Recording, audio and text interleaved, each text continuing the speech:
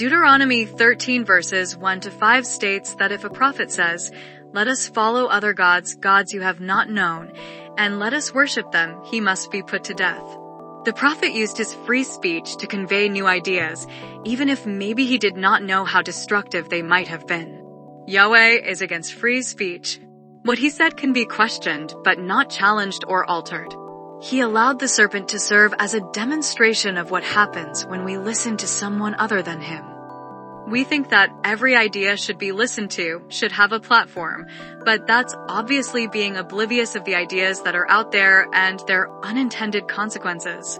We think that simple ideas such as sex outside of marriage should be entertained, but later that idea grows, leading to the promotion of contraceptives, abortion, and pornography. People not having kids because they ejaculate into plastic bags, killing their kids in the womb, or getting sexual gratification by themselves while staring at a screen is the reason why the native population is collapsing. The native population collapsing leads to the importation of people from the third world with their retrograde ideologies and fake moon gods. But at least women are free and no longer stay-at-home slaves. Yay! Women liberation! You can make all the excuses that there's not enough money to raise children, but these outside people have them in the dozens even if the conditions aren't the best. Children don't need luxuries. Be creative. Now, the issue is which speech should not be free. I'm obviously going to say anything that goes against the word of God.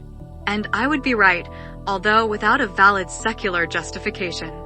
I'm trying not to speak solely to Christians, but without us sharing the same authority, my opinion is irrelevant. 1 Corinthians 5 verses 12 to 13 the Apostle Paul says, "What business is it of mine to judge those outside the church? Are you not to judge those inside? God will judge those outside. Expel the wicked person from among you." I need free speech so I can promote my biblical worldviews, and if I'm not allowed to do that, well, I want to be able to freely proclaim that Muhammad is a false prophet and a pedophile. Islam is a hellbound pagan ideology. But if I'm allowed to do that, then they are allowed to say Jesus was only a prophet and the crucifixion was a deception.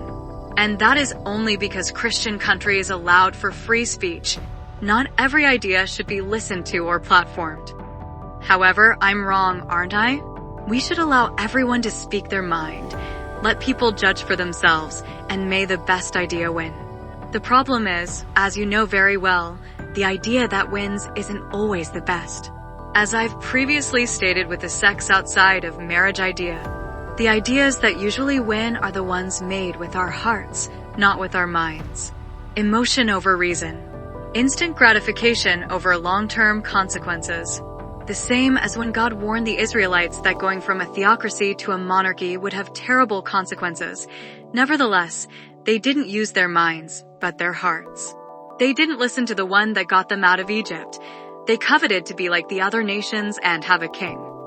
Ideas are so dangerous because they lead to terrible actions. If you force someone to do something, and at the first chance they get, they'll stab you in the back. You persuade them, convince them of something, and they are yours forever. You want to let your kids hang out with the wrong crowd for the sake of free speech? Have at it. Not in my house. What I say goes, and that's final. Don't think it's just a phase. Simply because you were into some things and people in the past, and now you loathe yourself for ever having liked those things and people, you've now matured. Not everyone gets away scot-free. If people get influenced by the wrong ideas, even if it's temporary, the damage has been done. With a good enough argument, with good enough reasoning, pulling on people's emotional strings, mixing facts with fiction, and any idea can be taken as truth. Maybe not true for you, but definitely for someone else. That obviously doesn't work since there's only one truth. Which truth is it? Well, that's what free speech is for. So you can find out for yourself. Find out for yourself since the type of person you want to be will be attracted to certain ideologies.